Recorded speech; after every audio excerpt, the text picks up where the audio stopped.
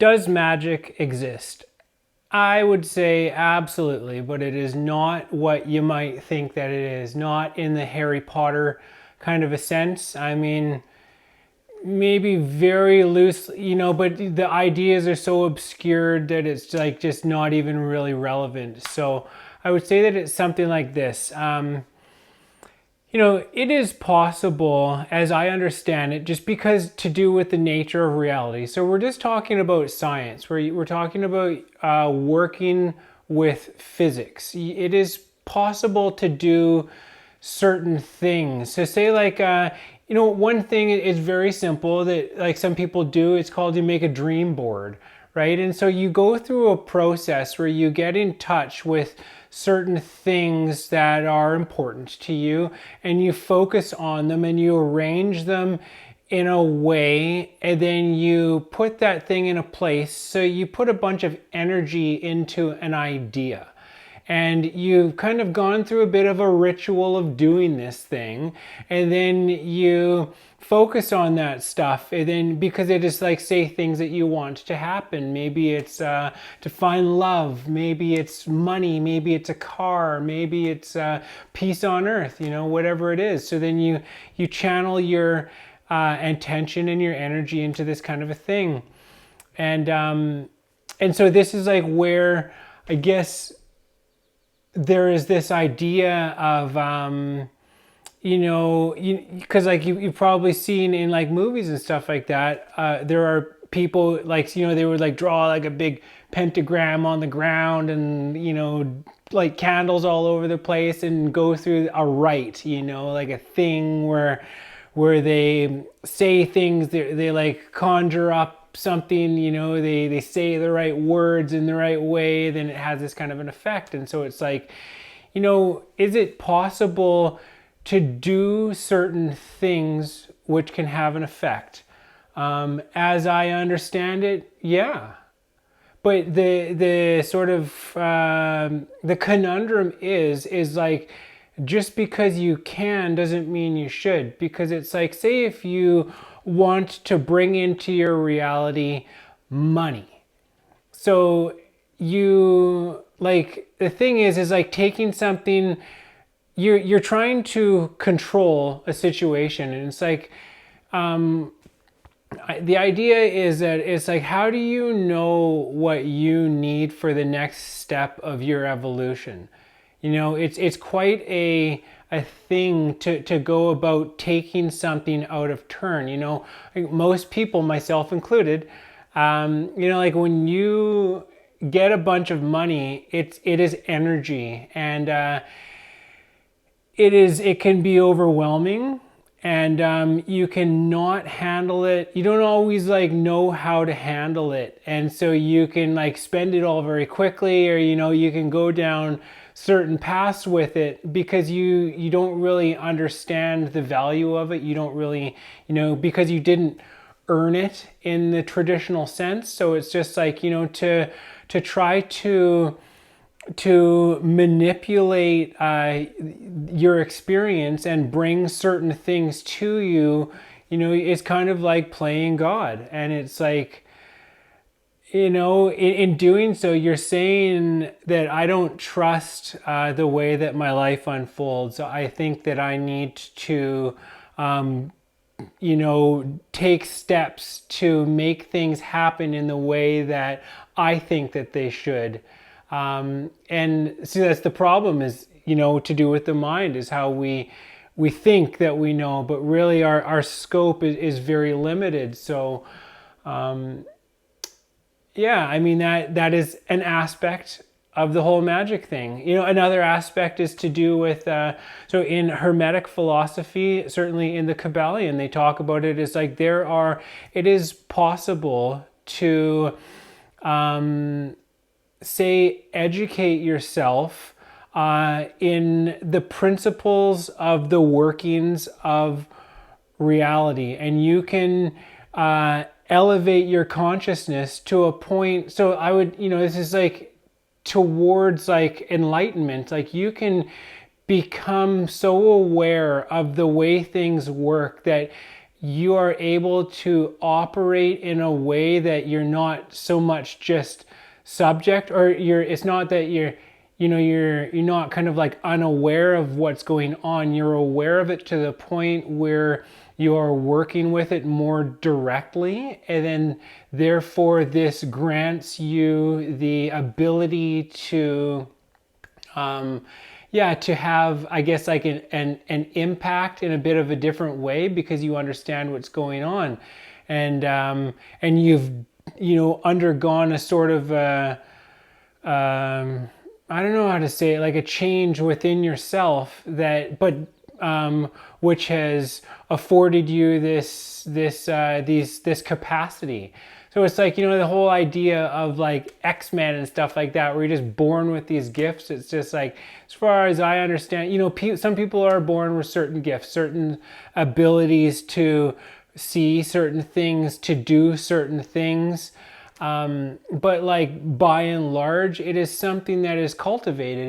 It is something that happens through going through a process of expanding your consciousness and becoming in tune with certain principles. Like one of them is like how to get back in contact with the natural world. Like how to say speak directly with plants and animals and stones. You say to somebody, or I mean, like just like the whole thing of like speaking with stones, it's like, it seems like a bit of an abstract concept, but then it's like, okay, well, if everything is consciousness and stone is an aspect of consciousness and we're an aspect of consciousness, I mean, it's just like when you're having a dream, everything that's going on inside your head is an aspect of consciousness. It's all just kind of like this thing that's taking place. And so it's like, here we are, these humans, and then there's these animals, and then there's the plants, and then,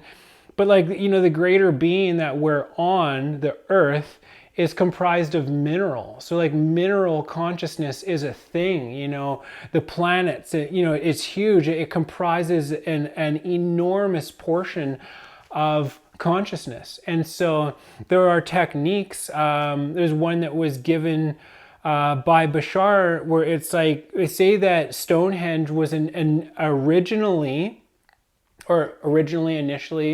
it was because it's like to do with like ley lines. There's like energetic lines that go around the world and whatnot, and some of them cross at some places. So at that place there's a vortex, there's like a lot of energy, and so ancient people would build kind of structures on these places and channel this energy for a variety of purposes. And so there's like this circle, and then there's those things, and they would hang very large crystals that come from the earth, so that they're attuned to the natural frequencies, not man-made, because the issue is that everything that man makes his energy goes into. And so how do you know what that energy is? But when it comes from the earth, it's a pretty safe bet that it's something, it's very natural, it's very pure. And so like they would hang these crystals because crystals are said to be the ambassadors of the stone world. And so, and the reason is because in minerals, crystals are the most refined forms of minerals, meaning that they're comprised of relatively few elements compared to other rocks and things like that. And so they, and it's also like, as far as I know, the only place that we find straight lines in nature, in like with crystals and whatnot, perfect like geometric forms and kinds of things like that. So these crystals, it is through working with these ambassadors that you are able to open up pathways of communication with their level of consciousness. And so then they would hang these large crystals in between the stones, or in them, because they're shaped like that, and then they would hit them. And then so with different crystals and whatnot, so you could hit one at a time, or you could hit them in a succession, or hit multiple ones at the same time, producing a chord.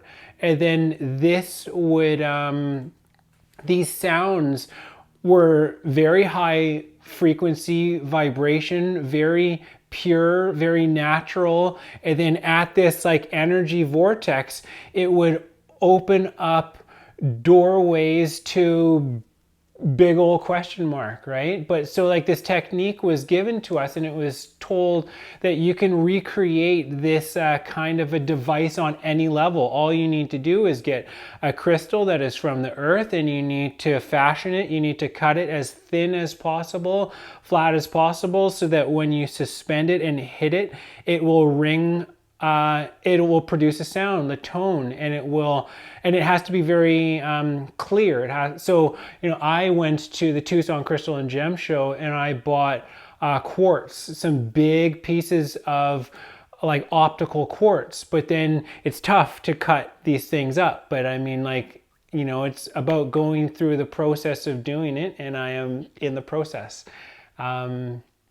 But yeah, and then like, but going through this, and then you put it on a thing and you bring it into water with you, and then you hit it, and then it, just being in the presence of that energy, that frequency, that vibration, that crystal that is ringing from the earth is giving off. It helps to like purify your own. It helps to be in the presence of something that is of a high frequency vibration, something that is very pure.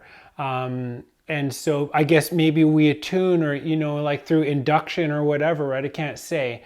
But then, so then by doing this, it is like saying that by going through this process, it's saying I am wanting to make contact. And so then you can, I suppose, just like with meditation and things like that, you can shift your awareness or into like a state of being that is receptive to communicating directly with these crystals and with the stones, and of course with the earth, which is comprised of stone, and with other planets which are comprised of stone. And then there's minerals in the animals and minerals in the plants.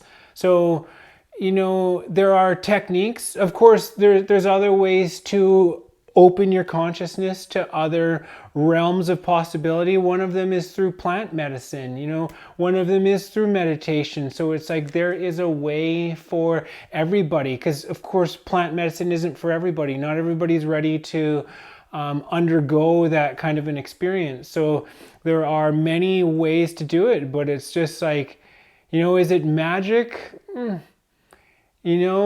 Opening yourself up to other abilities for developing your being as a conduit for the capacity to work with the elements of your experience in a way that is a bit different to how everybody else does it. Yeah, magic is a thing. And I mean, you can go on and on about it, but this is just a basic sharing of, just ground level understanding of this kind of stuff. So is magic real? Yeah. Are we going to talk about it more? Yeah. Just not right now. But, if anybody likes this video, maybe I'll go into it a bit more. But yeah, till then. And one other thing too that is important is it's like, nah, I'm just gonna leave that. I can't.